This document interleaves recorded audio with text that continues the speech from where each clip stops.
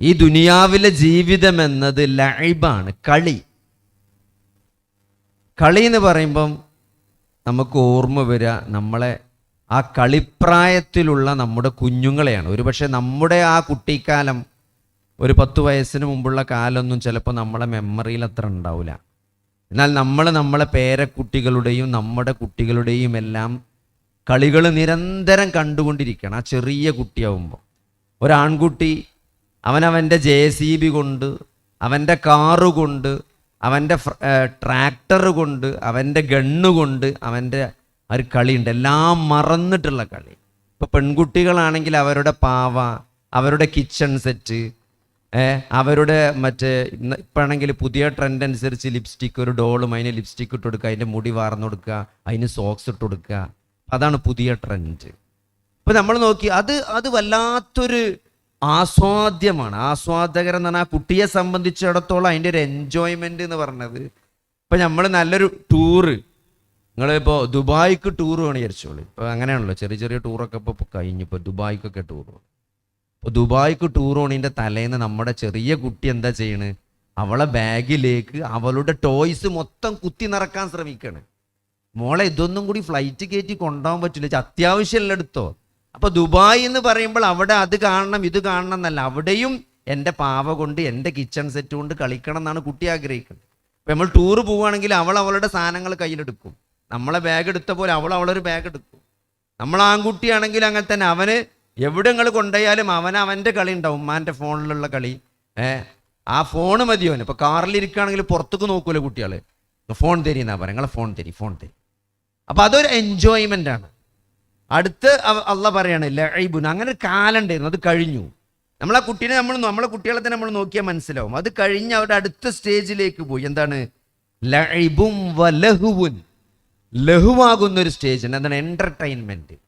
Entertainment. ഈ ഗെയിമുകൾ, ഇപ്പം നമ്മുടെ കുട്ടി ഗെയിം കളിക്കുമ്പം, ഇപ്പോൾ ഭക്ഷണത്തിന് വിളിച്ചാൽ എന്താ പറയുക? ഈ ലെവലാണ് തീർക്കട്ടെ, ഈ ലെവൽ ഇപ്പോൾ തീരാനായി, 1000 പോയിൻ്റായി, 1500 പോയിൻ്റായി, ഈ ലെവൽ തീരെ, അടുത്ത ലെവൽ ഞാൻ ഇപ്പോൾ വരാം അല്ലേ? ചില കുട്ടികളൊക്കെ ഒരു പാരൻ്റ് പറയാണ്, സ്കൂളിട്ട് വന്നാൽ കുട്ടി നേരെ ഗെയിം ഇരിക്കും, അവൻ ട്രൗസറിൽ മൂത്രമൊഴിച്ചിട്ടുണ്ടാവുന്നതാണ്. അതുപോലെ അവൻ അറിഞ്ഞിട്ടില്ല, ആ ഗെയിം കളിച്ചുകൊണ്ടിരിക്കുകയാണ്. അപ്പം അത്രയും ഒരു ക്രേസാണ് ആ ഗെയിം. അത് ഇപ്പോൾ പെൺകുട്ടികളുടെ ഗെയിമാണെങ്കിൽ വല്ല ടെമ്പിൾ റണ്ണോ, അല്ലെങ്കിൽ ആ ഒരു ഓടുന്ന ഒരു തള്ളുണ്ട് അല്ലേ, ഒരു സ്ത്രീ ഇങ്ങനെ ഓടുന്നതാണ് മൊബൈലിൽ. അപ്പോൾ ആ ഓടുന്നതിനനുസരിച്ച് ഇങ്ങനെ പോയിന്റ് കിട്ടിക്കൊണ്ടിരിക്കും. അല്ലെങ്കിൽ വല്ല ലിപ്സ്റ്റിക്ക് ഇട്ട് കൊടുക്കുക, പൗഡർ ഇട്ട് കൊടുക്കുക, അപ്പോൾ ഇങ്ങനെ പോയിന്റ് കിട്ടും, കോയിൻസ് കിട്ടും. അപ്പോൾ അത് ഒരു ഗെയിമായിട്ട് സെറ്റ് ചെയ്ത് വെച്ചിരിക്കണം. അപ്പോൾ ആ കുട്ടിക്ക് ആ ഗെയിം, ആ പോയിന്റ്, അത് ഒരു സ്റ്റേജാണ്. അങ്ങനെ ആ സ്റ്റേജും കഴിഞ്ഞ് അടുത്ത സ്റ്റേജ് എന്താണ്? അള്ളാഹു പറയണം, എന്താണ്? വസീനത്തുൻ. അലങ്കാരമാണ്, ഭംഗിയാണ്. ഇപ്പം നമ്മളെ കുറച്ചും കൂടി വലിയ നമ്മളെ പെൺകുട്ടീനെ നോക്കിയാൽ മതി. ഇപ്പം കഴിഞ്ഞൊരു ദിവസം എൻ്റെ OP-യിലുള്ള ഒരു കുട്ടീനോട് ഞാൻ ചോദിച്ചു, അവളെ കയ്യുമ്പോൾ പുതിയൊരു വാച്ച്, വലിയൊരു വാച്ച്, അത് ആരും നോക്കി പോകുന്ന ഒരു അട്രാക്റ്റീവ് ആയിട്ടുള്ള വാച്ച്. അപ്പം എനിക്ക് സമയം അറിയാൻ വേണ്ടിയിട്ടല്ല, എനിക്കൊരു ധാരണ ഉണ്ട് ചില വാച്ചുകളൊന്നും ഓടുന്നില്ല എന്നുള്ളത്. അപ്പോൾ അത് കൺഫേം ആക്കാൻ വേണ്ടി ഞാൻ വെറുതെ കുട്ടീനോട് ചോദിച്ചു, ഇപ്പം സമയം എത്ര ചോദിച്ചു. അപ്പോൾ അവൾ മൊബൈൽ എടുത്തിട്ട് സമയം, അപ്പോൾ എന്താ വാച്ചിൽ സമയം അറിയിച്ചു? അത് നടക്കൂല സാറേ. നടക്കാത്ത വാച്ച് കിട്ടുന്നത് എന്തിനാണ്? അത് ആ വാച്ച് കാണിക്കാനാണ്. ഇടയ്ക്കിടയ്ക്ക് ഇപ്പോഴത്തെ പെൺകുട്ടികൾ ഫോൺ എടുത്ത് ഇങ്ങനെ നോക്കും, നമ്മൾ വിചാരിച്ചു എന്താ കാഴ്ച കുറവുണ്ടോന്നാണ്. അല്ല, അവരവരുടെ മുഖത്തെ പാട് നോക്കുകയാണ്. ബർഗർ തിന്നു, വലിയ വായ വെച്ച് നമ്മളെ പെൺകുട്ടികൾ ബർഗർ തിന്നും. ഇത്രയൊക്കെ വായ തുറക്കാൻ പറ്റുമോ എന്ന് അപ്പോഴാണ് നമുക്ക് കാണുക. ഇങ്ങോട്ട് തിന്നു കഴിഞ്ഞാലോ പകുതി ലിപ്സ്റ്റിക്ക് പോയിട്ടുണ്ടാവും. അപ്പോൾ അവർ വീണ്ടും അവരെ ലിപ്സ്റ്റിക്ക് എടുത്തിട്ട് ലിപ്സ്റ്റിക്ക് ഇടുക, ഇങ്ങനെ ഫോണിൻ്റെ ക്യാമറ പിടിച്ചിട്ട്. പിന്നെ അവരെ മൊബൈലിൻ്റെ കവർ ശ്രദ്ധിച്ചിട്ടുണ്ടാവും. ഭയങ്കര മൊബൈൽ, ഏതോ പൊളിഞ്ഞമ്മാൻ്റെ ഫോണ് പഴയത് കൊടുത്തായിരിക്കും, വാപ്പാൻ്റെ ഫോണ്. പക്ഷെ അതിൻ്റെ കവറ് കണ്ടാണ്ടല്ലോ, അമ്മരി അടിപൊളി കവറായിരിക്കും. അതൊരു സ്റ്റേജാണ്. അതാണ് അള്ളാഹ് പറഞ്ഞത്, സീനത്തുൻ, ഒരു ഭംഗി, അലങ്കാരം. അത് ലൈഫ്, അതാണ് ലൈഫ്. നിങ്ങൾ മനസ്സിലാക്കുന്ന ജീവിതം അതാണ്. കളിയായിരുന്നു, അത് എൻ്റർടൈൻമെൻ്റ് ആയിരുന്നു, പിന്നെ അത് ഭംഗിയായിരുന്നു, എല്ലാത്തിനും ഒരു ഭംഗി പ്രദർശിപ്പിക്കലായിരുന്നു. എന്നിട്ടോ ആ സ്റ്റേജ് കഴിഞ്ഞ് നമ്മളൊക്കെ അടുത്ത സ്റ്റേജിലേക്ക് പ്രവേശിച്ചവരാണ്. എന്താണ്?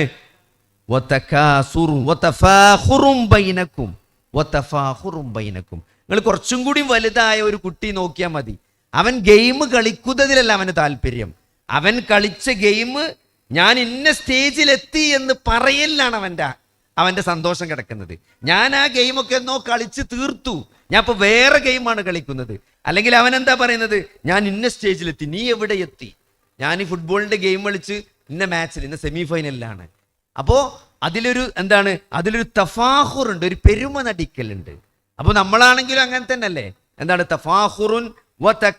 തഫാഹുറുൻ ബൈനക്കും എന്നാണ്, നിങ്ങൾക്കിടയിൽ പെരുമ നടിക്കുക. എന്താണ്, എൻ്റെ മോൻ IIT ആണ്, അവൻ IITക്ക് പഠിക്കുകയാണ്. എൻ്റെ മൂത്ത മോള് അവൾ IIT നീറ്റിൽ ഫസ്റ്റ് റാങ്കാണ്, അവൾ മെഡിസിൻ എയിംസിലാണ് പഠിക്കുന്നത്. രണ്ടാമത്തെ ആൾ എൻട്രൻസ് കോച്ചിങ്ങിനാണ്. മൂന്നാമത്തെ ആൾ ഇന്ന സ്ഥലത്താണ്.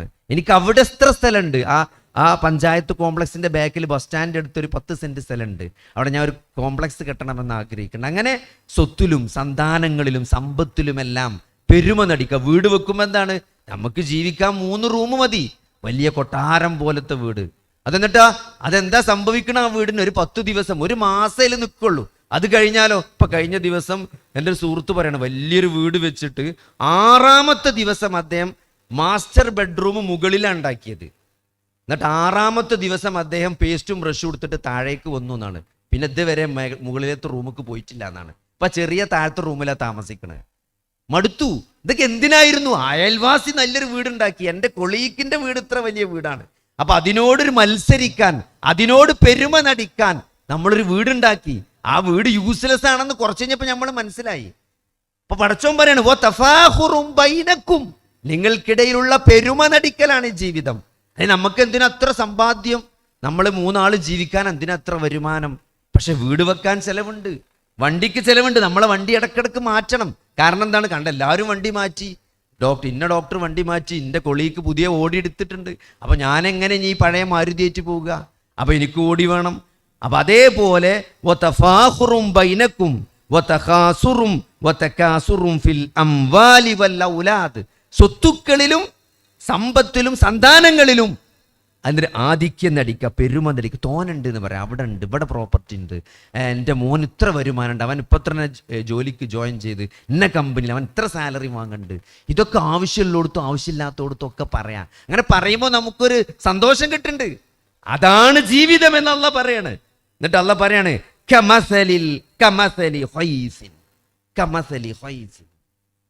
അതൊരു മഴ പോലെയാണ് എന്നാണ്. ഒരു മഴ പോലെയാണ്.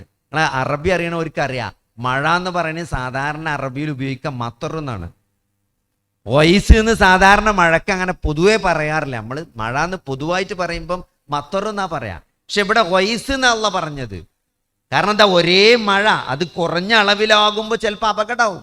ഇപ്പൊ നല്ല വേനൽക്ക് ചെറിയൊരു മഴ പെയ്താൽ നമ്മൾ പറയും, ഈ മഴ അപകടമാണ്. കാരണം അതാ മാമ്പൂവും ആ കശുവണ്ടിന്റെ പൂവൊക്കെ മൊത്തം കരിഞ്ഞു പോകും. കുറച്ചും കൂടി നന്നായി പെയ്യുകയാണെങ്കിൽ എന്ത് ചെയ്യും, അത് മെച്ചമാകും. നന്നായി പെയ്ത് വെള്ളപ്പൊക്കമായാലോ അതും ബുദ്ധിമുട്ടാണ്. അപ്പൊ ഒരു ഉപകാരപ്രദമായ നല്ല അളവിലുള്ളൊരു മഴ, കമസലി ഗൈസിൻ, അതൊരു മഴ പോലെയാണ്. എന്താണ്, അഅജബൽ കുഫാറ, അതെന്ത് ചെയ്തു, അത് കർഷകനെ ആശ്ചര്യപ്പെടുത്തി. കുഫാർ എന്ന് പറഞ്ഞാൽ കാഫിർ എന്ന അർത്ഥം, പദാർത്ഥം കാഫിറാണെങ്കിലും കഫറ എന്ന് പറഞ്ഞാൽ മറച്ചു വെച്ചു എന്നാണ്. ഒരു വിത്തിനെ മറച്ചു വെക്കുന്നവനാണ് കർഷകൻ, വിത്ത് മണ്ണിട്ട് മൂടുന്നവനാണ് കർഷകൻ. അതുകൊണ്ടാണ് കാഫിർ എന്ന് കർഷകന് പറയുന്നത്. സത്യത്തെ മറച്ചു വെക്കുന്നവനാണ് നമ്മൾ കാഫിർ എന്ന് സാങ്കേതിക അർത്ഥത്തിൽ പറയുന്നത്. പഅജബൽ കുഫാറ, ആ മഴ കർഷകനെ ആശ്ചര്യപ്പെടുത്തി എന്നാണ്. എന്താണ്, നബാത്തുഹു, അതിൻ്റെ ചെടികൾ, അങ്ങനെ ചെടികളൊക്കെ ഇങ്ങനെ ആ വിളവൊക്കെ ഇങ്ങനെ പൊട്ടി മുളച്ച് അതിങ്ങനെ പൊന്തി വിത്തൊക്കെ ഇങ്ങനെ വന്നപ്പം അത് കർഷകനെ വല്ലാണ്ട് ആശ്ചര്യപ്പെടുത്തി. നിങ്ങൾ ആലോചിച്ച് നോക്കി, ഒരു കർഷകൻ എന്ന് പറയുമ്പം അയാൾ വിത്തിടുന്നത് മുതൽ ഇന്ന സമയത്ത് കൃഷി ഇറക്കണം. ആ വിത്ത് അദ്ദേഹം നേരത്തെ വാങ്ങി ഡിപ്പോന്ന് വാങ്ങി സൂക്ഷിച്ചു വെക്കാണ്. ആ സമയമാകുമ്പോൾ വിത്ത് കിട്ടിയില്ലെങ്കിലോ എന്ന് വിചാരിച്ചിട്ട്, എന്നിട്ട് മണ്ണ് പാകപ്പെടുത്തി വളട്ട് പാകപ്പെടുത്തി പിന്നെ അതിൽ കീടങ്ങൾ വരുന്നത് നോക്കി, അങ്ങനെ ഒരു വാഴക്കൃഷിയാണെങ്കിൽ അതിൻ്റെ ഓരോ സ്റ്റേജും കഴിഞ്ഞ് ഒരു കാറ്റൊന്നും അടിക്കാതെ ആ വിളവെടുപ്പ് വരുന്നൊരു ദിവസം, അതാണ് അയാളെ സംബന്ധിച്ചിടത്തോളം ആ കൃഷിയുടെ മുഴുവൻ സന്തോഷവും ആ വിളവെടുപ്പിന്റെ ദിവസമാണ്. പക്ഷേ ഈ അള്ളാഹു ഈ ആയത്തിൽ എവിടെയും ആ വിളവെടുപ്പിനെ പറ്റി പറയുന്നില്ല. ഒരു കർഷകനെ അതിൻ്റെ വളർച്ച, ആ ചെടികൾ ആശ്ചര്യപ്പെടുത്തി എന്ന് പറഞ്ഞു എന്നല്ലാതെ വിളവെടുപ്പിനെ പറ്റി ഒരിക്കലും പറയുന്നില്ല. പിന്നെ പറയുന്നത് എന്താ അറിയോ, സുമ്മ യഹീജു ഫതറാഹു മുസ്ഫറ, പിന്നീട് അത് ഉണങ്ങി, ഉണക്കം ബാധിച്ചു, അത് മഞ്ഞ നിറം പൂണ്ടു. സുമ്മ യകൂനു ഹുതാമ, അത് വൈക്കോലായി മാറി. ജീവിതത്തിന്റെ എല്ലാ വൈബുകളും അവസാനിച്ച് നമ്മൾ നമ്മളിലേക്ക് ചുരുങ്ങുന്ന ഈ ജീവിതം എത്ര നിരർത്ഥകമായിരുന്നു എന്ന് നമ്മൾ മനസ്സിലാക്കുന്ന ഒരു പോയിന്റിലേക്ക് നമ്മൾ അവസാനം മടങ്ങി വരും. എന്തിനായിരുന്നു ഞാൻ ജീവിച്ചത്? എൻ്റെ എത്രയോ വിലപ്പെട്ട സമയം ഞാൻ നഷ്ടപ്പെടുത്തിയല്ലോ എന്ന ഒരു യാഥാർത്ഥ്യ ബോധത്തിന്റെ തിരിച്ചറിവിലേക്ക് നമ്മൾ മടക്കപ്പെടുന്നതാണ്. ഫതറാഹു മുസ്ഫറ സുമ്മ യകൂനു ഹുതാമ. എന്നിട്ട് അല്ലാഹ് പറയാണ് വഫിൽ ആഖിറതി ഹദാബുൻ ശദീദുൻ, മരണാനന്തര ജീവിതത്തിൽ നിഷേധികളായ ആളുകൾക്ക് കഠിനമായ ശിക്ഷയുണ്ട്. വമഗ്ഫിറതും മിനല്ലാഹി വറിദ്വാൻ, സത്യവിശ്വാസം സ്വീകരിച്ച ആളുകൾക്ക്, ആ വിശ്വാസത്തിനനുസരിച്ച് ജീവിതത്തെ ക്രമപ്പെടുത്തിയ, ഈ ദുനിയാവില് ആ വിശ്വാസം കാത്തുകൊണ്ട് സൂക്ഷിക്കാൻ കഠിനാധ്വാനം ചെയ്ത ആളുകൾക്ക് അള്ളാഹുവിൽ നിന്നുള്ള പാപമോചനമുണ്ട്. അവർക്ക് അവരുടെ ജീവിതത്തിൽ സംഭവിച്ച തെറ്റുകൾക്ക് അള്ളാഹുവിൻ്റെ വിശാലമായ പാപമോചനമുണ്ട്, അള്ളാഹുവിൻ്റെ തൃപ്തിയുണ്ട്. വമൽ ഹയാത്തുദ് ദുനിയ ഇല്ലാ മതാഉൽ ഗുറൂർ, ഈ ദുനിയാവ് എന്നത് ഒരു വഞ്ചന ചരക്കല്ലാതെ മറ്റൊന്നുമല്ല. ഇത് വലിയൊരു തിരിച്ചറിവാണ്. ഈ ദുനിയാവിനെ കുറിച്ച്, അതിൻ്റെ ഓരോ ഘട്ടത്തിൽ നമ്മൾ അനുഭവിക്കുന്ന സന്തോഷങ്ങളെക്കുറിച്ച്, അത് സത്യത്തിൽ എന്താണ് എന്നതിനെ കുറിച്ച് വ്യക്തമായ ഒരു ചിത്രം നൽകുകയാണ് അല്ലാഹു സുബ്ഹാനഹു വ തആല. എന്നിട്ട് അല്ലാഹു അടുത്ത ആയത്തിൽ പറയാണ് സാബിഖൂ ഇലാ മഗ്ഫിറത്തിൻ മിർ റബ്ബിക്കും. സാബിഖൂ എന്ന് പറഞ്ഞാൽ മുസാബഖത്ത് എന്ന് പറഞ്ഞാൽ പന്തയാണ്, മത്സരമാണ്. നിങ്ങൾ മത്സരിച്ച് മുന്നേറുവീൻ. ഇലാ മഗ്ഫിറത്തിൻ മിർ റബ്ബിക്കും, നിങ്ങളുടെ റബ്ബിൽ നിന്നുള്ള പാപമോചനത്തിലേക്ക്. വജന്നത്തിൻ, സ്വർഗത്തിലേക്ക്. അർളുഹാ കഅർളിസ് സമാഇ വൽ അർള്, ആകാശഭൂമികളോളം വിശാലമായ അള്ളാഹുവിൻ്റെ സ്വർഗത്തിലേക്ക് നിങ്ങൾ മത്സരിച്ച് മുന്നേറുവീൻ. അപ്പൊ സഹോദരങ്ങളെ, ഇതാണ് ഒരു ദുനിയാവിലെ ജീവിതത്തെക്കുറിച്ച് ഒരു വിശുദ്ധ ഖുർആൻ ഏറ്റവും നമ്മുടെ ജീവിതത്തോട് ജീവിതഗന്ധിയായ ഒരു ഉദാഹരണം പറഞ്ഞു തന്ന് അള്ളാഹു നമുക്ക് ജീവിതത്തെ പരിചയപ്പെടുത്തി തരുന്നത്. ഇത് വലിയൊരു യാഥാർത്ഥ്യമാണ്. മഹാനായ ഇബ്നുൽ ഖയ്യിം ദുനിയാവിനെ പറ്റി പറഞ്ഞ വാക്കുകളുണ്ട്. അതൊരു നിഴലാണ് എന്നാണ്. അതൊരു നിഴലാണ്. ആ നിഴലിനെ പിടിക്കാൻ നമ്മൾ പോവുകയാണെങ്കിൽ ഒരിക്കലും നമുക്കതിനെ പിടിക്കാൻ സാധിക്കില്ല.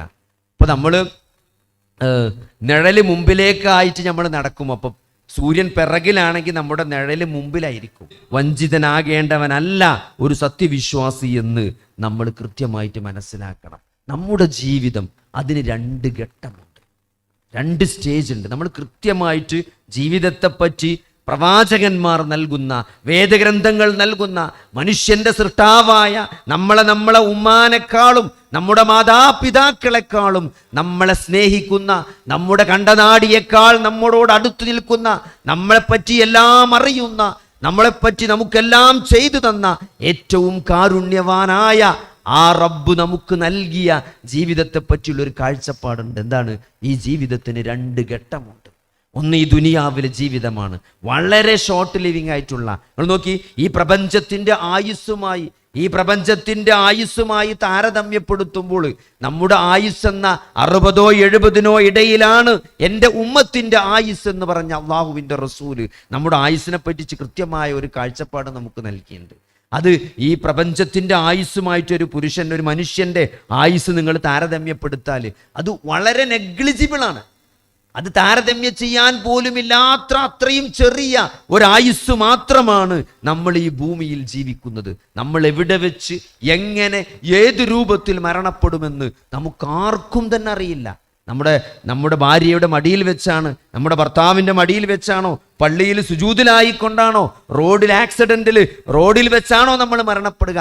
അതല്ല ഒരു 5 സ്റ്റാർ ഹോസ്പിറ്റലിന്റെ കാഷ്വാലിറ്റിയിൽ എല്ലാ സൗണ്ടുകൾക്കുമിടയിൽ എല്ലാ സുഷിരങ്ങളിലൂടെയും ട്യൂബിട്ടുകൊണ്ട് അങ്ങനത്തെ ഒരവസ്ഥയിലാണോ നമ്മൾ ഈ ലോകത്ത് നിന്ന് യാത്ര പറയുക? ഇതൊന്നും നമുക്കറിയാത്ത കാര്യമാണ്. പക്ഷെ ഒരു കാര്യം ഉറപ്പാണ്, നമ്മൾ ഇവിടുന്ന് യാത്ര പറഞ്ഞു പോകും. ഇവിടുന്ന് നമ്മൾ ഒരു ദിവസം യാത്ര പറഞ്ഞു പോകുമെന്നത്. അതുകൊണ്ട് ഈ ജീവിതം എന്ന് പറഞ്ഞാൽ വളരെ ഷോർട്ടായിട്ടുള്ള ഒരു ടെസ്റ്റാണ്, ഒരു ട്രയലാണ്. ഈ ജീവിതം എന്നത് പരീക്ഷണം മാത്രമാണ്. ഇതിൻ്റെ രണ്ടാമത്തെ സ്റ്റേജ് ഉണ്ട്, മരണത്തോടുകൂടി ആരംഭിക്കുന്ന, ഒരിക്കലും അവസാനിക്കാത്ത അനന്തമായൊരു ജീവിതം. അതാണ് രണ്ടാമത്തെ പാർട്ട്. അതാണ് യഥാർത്ഥ ജീവിതം എന്നാണ് വിശുദ്ധ ഖുർആൻ നമുക്ക് പരിചയപ്പെടുത്തുന്നത്. വമാ ഹാദിഹിൽ ഹയാത്തുദ് ദുനിയ ഇല്ലാ ലഹ്വും വലഇബും വഇന്നദ് ദാറൽ ആഖിറത ലഹിയൽ ഹയവാൻ. ലഹിയൽ ഹയവാൻ, അതാണ് ശരിയായ ജീവിതം. ആഖിറത്തിലെ ജീവിതമാണ് ശരിയായ യഥാർത്ഥ ജീവിതമെന്ന് വിശുദ്ധ ഖുർആൻ നമ്മളെ പരിചയപ്പെടുത്തണം. അപ്പോൾ ഈ രണ്ട് പാർട്ടുണ്ട്. അപ്പോൾ ഒരാൾ നേരത്തെ മരണപ്പെട്ടു. ഇപ്പം എൻ്റെ കൂടെയുള്ള ഒരാൾക്ക് ക്യാൻസറാണ്, വളരെ യങ്ങാണ്. നമ്മൾ പറയും വളരെ യങ്ങായി ക്യാൻസറായിട്ട് മരിക്കുന്ന ഒരാൾ, അയാൾക്ക് വലിയ നഷ്ടങ്ങൾ സംഭവിക്കുന്നതാണ് നമുക്ക് തോന്നുക. അയാൾ ഇത്ര നേരത്തെ മരിച്ചുപോയി. സഹോദരങ്ങളെ, അയാൾ ഈ ജീവിതത്തിൻ്റെ ഒന്നാമത്തെ സ്റ്റേജിൽ നിന്ന് രണ്ടാമത്തെ സ്റ്റേജിലേക്ക് വളരെ പെട്ടെന്ന് പ്രവേശിച്ചു. അയാൾ ഭാഗ്യവാനാണ് എന്നാണ്. ഈ പ്രയാസകരമായ ജീവിതത്തിൽ നിന്ന് ഏറ്റവും നല്ല എവർലാസ്റ്റിംഗ് ആയിട്ടുള്ള നിത്യാനന്ദത്തിൻ്റെ ജീവിതത്തിലേക്ക് അയാൾ നേരത്തെ പോയി എന്ന രൂപത്തിൽ കാര്യങ്ങൾ മനസ്സിലാക്കാൻ നമുക്ക് സാധിക്കണം. മഹാനായ റസൂലുള്ളാഹി സ്വല്ലല്ലാഹു അലൈഹി വസല്ലമ വഫാത്താകുന്ന സന്ദർഭത്തിൽ അദ്ദേഹത്തിൻ്റെ പുത്രിയായ ഫാത്തിമ റളിയല്ലാഹു അൻഹ സന്ദർശിക്കാൻ വരുന്നുണ്ട് അവസാന നിമിഷത്തിൽ. അപ്പോൾ ഫാത്തിമ റളിയല്ലാഹു അൻഹയെ ചേർത്ത് പിടിച്ചുകൊണ്ട് ആ നെറ്റിയിൽ ചുംബിച്ചുകൊണ്ട് ചെവിയിൽ എന്തോ പറയുന്നുണ്ട് നബി. അപ്പോൾ ഫാത്തിമ റളിയല്ലാഹു അൻഹ കരയുമെന്നാണ്. ഫാത്തിമ റളിയല്ലാഹു അൻഹ കരയും. കുറച്ച് കഴിഞ്ഞപ്പം എന്തോ ഒന്നുകൂടി പറയുമെന്നാണ്. അപ്പോൾ ഫാത്തിമ റളിയല്ലാഹു അൻഹ ചിരിക്കുമെന്നാണ്. നബി സല്ലല്ലാഹു അലൈഹി വസല്ലമയുടെ വഫാത്തിന് ശേഷം ആയിഷ റളിയല്ലാഹു അൻഹ ചോദിക്കുന്നുണ്ട്, എന്തിനാണ് ആദ്യം നീ കരഞ്ഞത്? എന്ത് പറഞ്ഞപ്പോഴാണ് രണ്ടാമത് നീ ചിരിച്ചത് എന്ന്. അപ്പൊ എന്ത് പറഞ്ഞപ്പോഴാണ് ഫാത്തിമ റളിയല്ലാഹു അൻഹ കരഞ്ഞത്? വാപ്പ മരിക്കാൻ പോവാണെന്ന് പറഞ്ഞപ്പോഴാണ്. വാപ്പ മരിക്കുകയാണെന്ന് പറഞ്ഞപ്പം ഏതൊരു മകളും കരയുന്നത് പോലെ ഫാത്തിമ റളിയല്ലാഹു അൻഹ കരഞ്ഞു. പക്ഷെ രണ്ടാമത് എന്തോ എന്ന് പറഞ്ഞു. അതെന്തായിരുന്നു? നബി കുടുംബത്തിൽ നിന്ന് ആദ്യമായി എന്നിലേക്ക് വന്നു ചേരുക നീ ആയിരിക്കും മോളെ എന്ന് പറഞ്ഞപ്പം, നീയാണ് ആദ്യം മരിക്കുക എന്ന് പറഞ്ഞപ്പോഴാണ് ഫാത്തിമ റളിയല്ലാഹു അൻഹ ചിരിച്ചത്. നമ്മുടെ ചെവിയിൽ ആരെങ്കിലും വന്നിട്ട് നിങ്ങളാണ് കായംകുളത്തുനിന്ന് ആദ്യമായിട്ട് യാത്ര പോകാനുള്ളത് എന്ന് പറഞ്ഞാൽ നിങ്ങളുടെ മുഖത്ത് ചിരി വരുമോ സഹോദരങ്ങളെ? ചിരി വരുമോ? നമ്മളെ മുഖത്ത് ചിരി വരുമോ? മഞ്ചേരിയിൽ നിന്ന് ആദ്യമായി അള്ളാഹുവിൻ്റെ അടുക്കിലേക്ക് യാത്ര ചെയ്യാനുള്ളത് ഡോക്ടർ നിങ്ങളാണ് എന്ന് ഒരാൾ വന്ന് പറഞ്ഞാൽ എൻ്റെ മുഖത്ത് ചിരി വരുമോ? പക്ഷേ ആ മകൾക്ക് ചിരിക്കാൻ സാധിച്ചത് എന്തുകൊണ്ടാണ്? ആ വാപ്പ പഠിപ്പിച്ചത് കൊണ്ടാണ്. ആ വാപ്പയുടെ കാഴ്ചപ്പാട് ഈ ജീവിതത്തെക്കുറിച്ച്, മരണാനന്തര ജീവിതത്തെക്കുറിച്ച് ഒരു സത്യവിശ്വാസിക്കുള്ള ശരിയായ കാഴ്ചപ്പാടാണ് ആ മകളുടെ മുഖത്ത് ചിരി വരാൻ കാരണം. അതുകൊണ്ട് വിശ്വാസം സഹോദരങ്ങളെ, അതാണ് നമുക്ക് നൽകേണ്ട കരുത്തതാണ്. ഈ ജീവിതം എന്നത് ഒരു പരീക്ഷണമാണ്. വലനബുലുവന്നക്കും, നിങ്ങളെ നാം പരീക്ഷിക്കുക തന്നെ ചെയ്യും. ബിശൈഇം മിനൽ ഖൗഫി വൽ ജൂഇ വനഖ്സിം മിനൽ അംവാലി വൽ അൻഫുസി വസ്സമറാത്ത് വബശ്ശിരിസ് സ്വാബിരീൻ. വല്ലാത്തൊരായത്താണ് വിശുദ്ധ ഖുർആന്റെ. ജീവിതത്തെപ്പറ്റി ഒരു കൃത്യമായി, ജീവിതം ഒരു ടെസ്റ്റാണ്, ഒരു പരീക്ഷണമാണ്. നിങ്ങൾ പരീക്ഷിക്കപ്പെടുക തന്നെ ചെയ്യും. അറബി ഭാഷയിലെ ഏറ്റവും സ്ട്രോങ്ങസ്റ്റ് ആയിട്ടുള്ള സ്റ്റേറ്റ്മെന്റ് ആണ് ഗ്രാമർ അനുസരിച്ച്. ലാമു തൗക്കീദ് എന്നാ പറയാ. ഒരു ലാം ആദ്യം വരും, പിന്നെ ഒരു നൂനു സഖീല, ഒരു ശബ്ദുള്ള നൂന് ലാസ്റ്റ് വരും, നൂനു സഖീല എന്ന് പറയാ. വിശുദ്ധ ഖുർആനിൽ സൂറത്തുൽ ബഖറയിൽ അല്ലാഹു സുബ്ഹാനഹു വ തആല നമ്മുടെ ജീവിതത്തെ പറ്റി നമുക്കൊരു വ്യക്തമായ, ഈ ദുനിയാവിലെ ജീവിതത്തെ പറ്റി ഒരു വ്യക്തമായ ഒരു പിക്ചർ നമുക്ക് നൽകുന്നുണ്ട്. ഇതൊരു ട്രയലിൻ്റെ ലോകമാണ്, പരീക്ഷണത്തിൻ്റെ ലോകമാണ്. നിങ്ങളെല്ലാവരെയും അറബി ഭാഷ, അറബി ഗ്രാമർ അനുസരിച്ച് ഏറ്റവും ശക്തമായൊരു പ്രയോഗമാണ് വലനബുലുവന്നക്കും. തുടക്കത്തിലൊരു ലാമും പിന്നെ ഒരു ഷദ്ദുള്ള നൂനും. നിങ്ങളെ മുഴുവൻ നാം പരീക്ഷിക്കുക തന്നെ ചെയ്യുമെന്നാണ് മലയാളത്തിൽ അർത്ഥം വെക്കാൻ പറ്റുള്ളൂ. അങ്ങനെയാണ് അർത്ഥം പറയാൻ കഴിയുള്ളൂ. അത്ര ശക്തിയെ മലയാളത്തിൽ കാണിക്കാൻ പറ്റുള്ളൂ. നിങ്ങളെ നാം പരീക്ഷിക്കുക തന്നെ ചെയ്യും. ഇത് ഓരോ വാക്കുകൾ ആലോചിച്ചാൽ മതി. ഇവിടെ കൗൺസിലിങ്ങിന് വരുന്ന ആളുകൾ, മാനസിക സമ്മർദ്ദങ്ങൾ കാരണം കൗൺസിലിംഗ് തേടുന്ന ആളുകൾ, ആത്മഹത്യ ചെയ്യുന്ന ആളുകൾ, മരുന്നുകൾ ഉപയോഗിക്കുന്ന ആളുകൾ, മയക്കുമരുന്ന്, ലഹരികൾ ഉപയോഗിക്കുന്ന ആളുകൾ. അവർ പറയാം, എന്താ സ്ട്രെസ് കൊണ്ട് ഞാൻ ശീലിച്ചു പോയതാണ്. സ്ട്രെസ് താങ്ങാൻ പറ്റാത്തത് കൊണ്ട് ഒരു സന്തോഷം കണ്ടെത്താൻ വേണ്ടിയിട്ടാണ് ഞാൻ മയക്കുമരുന്ന് ഉപയോഗിക്കുന്നത്, അല്ലെങ്കിൽ ഞാൻ ആളുകൾ കൗൺസിലിങ്ങിന് അഡിക്ഷൻ ഡിപ്രഷൻ വന്നത്, ഈ പറയുന്ന കാരണങ്ങളൊക്കെ എടുത്ത് പരിശോധിച്ചാൽ ഈ അള്ളാഹു ലിസ്റ്റ്, ഈ ഷോർട്ട് ലിസ്റ്റ് ചെയ്ത ഈ കുറച്ച് കാര്യങ്ങളായിരിക്കാണ് അവരുടെ ജീവിതത്തിൽ ഉണ്ടാക്കിയ ഈ സ്ട്രെസ്സിൻ്റെ കാരണം, ഈ ഡിപ്രഷൻ്റെ കാരണം. അപ്പം അള്ളാഹ് പറയാണ് ബിശൈഇമ്മിനൽ ഖൗഫ്, പേടി കൊണ്ട് അള്ളാഹു പരീക്ഷിക്കുന്നതാണ്. അത് പറയുമ്പം തന്നെ എനിക്ക് എപ്പോഴും ഓർമ്മ വരുന്നത്, ഞാൻ എല്ലാ സ്ഥലത്തും പറയലുണ്ട്, കാരണം അത് അത്രയും എന്നെ സ്വാധീനിച്ചൊരു സാധനം, ഒരു പേടി. ഇപ്പം നമ്മളൊരു ഒരാൾ വന്നിട്ട് അയാളുടെ കൂടെ ഉള്ള, അയാളുടെ അയൽവാസിയായ, അയാളുടെ സുഹൃത്തായ, നമ്മളെ കൂട്ടുകാരായ, നമ്മളെ ഒരേ ഏജിലുള്ള ആളുണ്ടാവല്ലോ നമ്മളെ താമസിക്കുന്നിടത്ത്, അയാൾ രാവിലെ എന്നും ഒരുമിച്ച് നടക്കാൻ പോകുന്ന രണ്ടാളുകൾ, സുബൈ കഴിഞ്ഞ് കുറച്ച് ഒന്നിച്ച് നടക്കുന്ന ഒരാൾ, അതിൽ ഒരാൾക്ക് ക്യാൻസർ വന്നു, ആമാശയത്തിന് വയറ്റിൻ്റെ ഉള്ളിൽ ക്യാൻസർ വന്നു, അയാൾ മരിച്ചു. മറവ് ചെയ്ത് അന്ന് വൈകുന്നേരം മുതൽ ഈ സുഹൃത്തിനെന്ത്, വയറിൽ അസ്വസ്ഥത. ഈ സുഹൃത്ത് പറഞ്ഞിരുന്ന രോഗലക്ഷണങ്ങളൊക്കെ എനിക്കുണ്ടല്ലോ, അപ്പം എൻ്റെ വയറ്റിലും ക്യാൻസർ ഉണ്ടോ എന്ന് അയാൾക്കൊരു പേടി. അതിനയാൾ ഡോക്ടറെ കാണുന്നു. ഇപ്പോൾ ഡോക്ടർ സാധാരണഗതിയിൽ ഒരു അൾട്രാസൗണ്ട് സ്കാനിങ് എഴുതി കൊടുക്കും. നമ്മളിപ്പോൾ ഫസ്റ്റ് രോഗി ഒരു വയറുവേദന മാറണില്ല എന്ന് പറയുമ്പം ഒരു സ്കാനിങ്, മരുന്നാണ് സാധാരണ എഴുതുക. പക്ഷെ ഒരാൾക്ക് അകാരണമായ പേടി ഉണ്ടെങ്കിൽ നമ്മൾ സ്കാനിങ് എഴുതും. എന്തിനാണ്? ആ സ്കാനിങ് റിപ്പോർട്ട് നോക്കിയിട്ട് നമ്മൾ കുഴപ്പമൊന്നുമില്ല, പേടിക്കേണ്ടതില്ല എന്ന് പറഞ്ഞാൽ സാധാരണ ഒരാൾ ഹാപ്പിയാവും. പക്ഷെ ഇയാൾ ചോദിക്കണം എന്താണ്, ഈ സ്കാനിങ്ങിൽ മിസ്സാകുന്ന ക്യാൻസർ ഉണ്ടോയെന്നാണ്, അൾട്രാസൗണ്ടിൽ കാണാതെ പോകുന്ന ക്യാൻസർ ഉണ്ടോയെന്ന്. അപ്പം അതുണ്ടാവും, ചിലതൊന്നും കാണൂല. അപ്പം അതിനെന്താണ്, അതിന് CT സ്കാൻ എടുക്കണം, CT എടുക്കണം, അതിന് CT സ്കാൻ MRI ചെയ്യണം എന്ന് പറയുമ്പോൾ അത് എഴുതി കൊടുക്കണം. അത് എഴുതിയിട്ടും ഇതിലൊന്നുമില്ല എന്ന് പറയുമ്പോൾ അയാളുടെ മുഖത്ത് സന്തോഷമല്ല. അയാൾ വീണ്ടും ചോദിക്കുന്നത് ഇതിലെന്തെങ്കിലും മിസ്സാകാൻ സാധ്യത ഉണ്ടോ എന്നാണ്. ഇതെന്തെങ്കിലും മിസ്സാകാൻ. അപ്പം അയാൾ പറഞ്ഞു ചെറിയ ക്യാൻസറിൻ്റെ തുടക്കമൊന്നും ഇപ്പം അതിൽ കിട്ടൂല, അതിന് എൻഡോസ്കോപ്പി ചെയ്ത് നോക്കണം, അതിനെന്തെങ്കിലും കുഴപ്പമുണ്ടോ. എന്നിട്ട് അന്നനാളം മുതൽ മലദ്വാരം വരെ എൻഡോസ്കോപ്പി ചെയ്യണം, കോളനോസ്കോപ്പി, എൻഡോസ്കോപ്പി, എല്ലാ സ്കോപ്പിയും ചെയ്തു. റിപ്പോർട്ട് നോർമലാണ്. പക്ഷെ അപ്പോഴും അയാൾ ചോദിക്കുന്നത് എന്താ അറിയോ, ഇനിയും ക്യാൻസർ ഉണ്ടാകാനുള്ള സാധ്യത ഉണ്ടോയെന്നാണ്. അയാളെ കണ്ടാൽ ഒരു 10 കിലോ വെയിറ്റ് കുറഞ്ഞ് ഉറക്കം നഷ്ടപ്പെട്ട് ഒരു ക്യാൻസർ രോഗിനേക്കാൾ ഭീകരമായ അവസ്ഥ.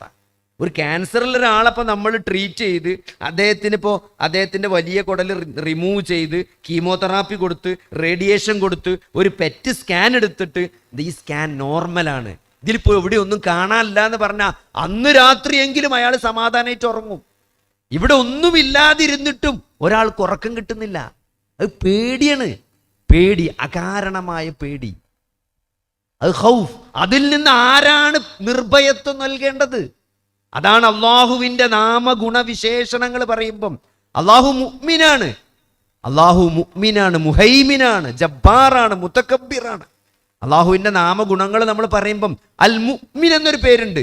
അള്ളാഹു വിശ്വാസി എന്നല്ല, അള്ളാഹു നിർഭയത്വം നൽകുന്നവനാണ്. ഭയപ്പാടിൽ നിന്ന് നിർഭയത്വം നൽകേണ്ടത് അള്ളാഹുവാണ്. ആ അള്ളാഹു നമുക്ക് നിർഭയത്വം നൽകിയിട്ടില്ലെങ്കിൽ നമ്മൾ അങ്ങേയറ്റത്തെ പ്രയാസത്തിലാകും. അപ്പം അതുകൊണ്ട് അതാണ് അള്ളാഹു ഭയം കൊണ്ട് പരീക്ഷിക്കുമെന്ന് പറയുമ്പം. അതേപോലെ തന്നെ പട്ടിണി, വിശപ്പ് കൊണ്ട് പരീക്ഷിക്കുക. അപ്പം ഞാൻ പലപ്പോഴും ആലോചിച്ച കാര്യമായിരുന്നു, വിശപ്പ് കൊണ്ട് പരീക്ഷിക്കുക എന്ന് പറയുമ്പം എനിക്ക് ഇതേവരെ ജീവിതത്തിൽ അങ്ങനെ ഒരു വിശപ്പ് കൊണ്ട് ഞാൻ പരീക്ഷിക്കപ്പെട്ടിട്ടില്ല. എൻ്റെ അറിവിൽ എൻ്റെ കുട്ടികൾ പരീക്ഷിക്കപ്പെട്ടില്ല. എനിക്കറിയുന്ന ഒരാളും ഇന്ന് വിശപ്പ് കൊണ്ട് പരീക്ഷിക്കപ്പെട്ട ആളുകൾ ജീവിതത്തിലില്ല. 3 റുപ്യക്ക് റേഷനറി കിട്ടും അല്ലേ, എന്തു സാധനം വരെ ഇല്ലെങ്കിൽ എവിടെ പോയിരുന്നാലും ഭക്ഷണം കിട്ടും. ഭക്ഷണം കിട്ടാത്തൊരു വിശപ്പിൻ്റെ ഒരു അവസ്ഥ ഇന്നുള്ള ഒരാളെ ഞാൻ കണ്ടിട്ടില്ല.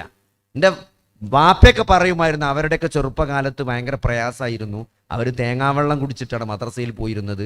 ചക്കച്ചോള തിന്ന കാലം ഉണ്ടായിരുന്നു, ചോറ് കിട്ടാത്ത കാലം ഉണ്ടായിരുന്നു.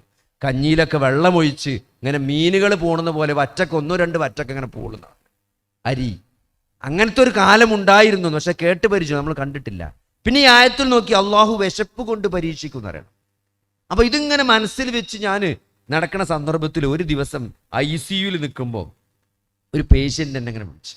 അപ്പം എൻ്റെ പേഷ്യൻ്റ് ബെഡിൽ കിടക്കുന്നുണ്ട്, സർജിക്കൽ ICU ആണ്. അപ്പം എൻ്റെ പേഷ്യൻ്റ് ഉണ്ട്, അതിൻ്റെ അപ്പുറത്ത് ഞാൻ അറിയാത്തൊരു പേഷ്യൻ്റ് ഉണ്ട്. പക്ഷെ എൻ്റെ താടിയൊക്കെ കണ്ടപ്പോഴായിരിക്കാം അയാൾ എന്നെ അടുത്തേക്ക് വിളിച്ചിട്ട് ചോദിച്ചു.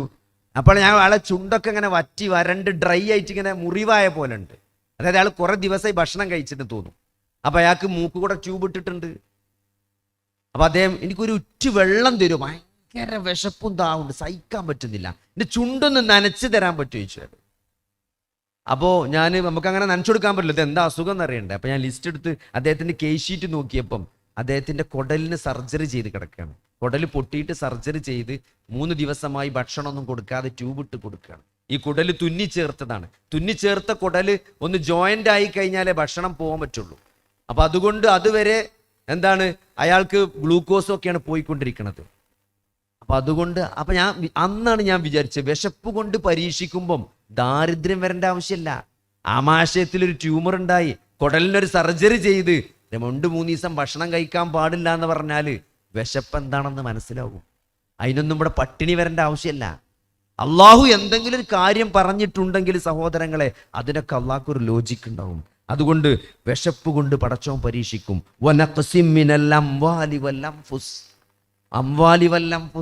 ധനം നഷ്ടപ്പെടുക, സമ്പത്ത് നഷ്ടപ്പെട്ടു പോവുക, നമ്മൾ സ്നേഹിക്കുന്ന നമ്മളെ ഉറ്റവര് മക്കൾ മരിച്ചു പോവുക, വാപ്പ ഉമ്മ നമ്മളേറെ സ്നേഹിക്കുന്ന ആളുകൾ നമ്മളിൽ നിന്ന് പിരിഞ്ഞു പോവുക, അതൊക്കെ വലിയ മാനസിക സംഘർഷങ്ങൾ ഉണ്ടാക്കുന്ന കാര്യമാണ്. ഒരു ഏക മകൻ മരിച്ചു പോകുക എന്ന് പറഞ്ഞാല് ഒരാളെ സംബന്ധിച്ചിടത്തോളം താങ്ങാവുന്നതിനപ്പുറമാണ്. ഒരു ബൈക്ക് ആക്സിഡന്റ് സംഭവിക്കുകയാണ്.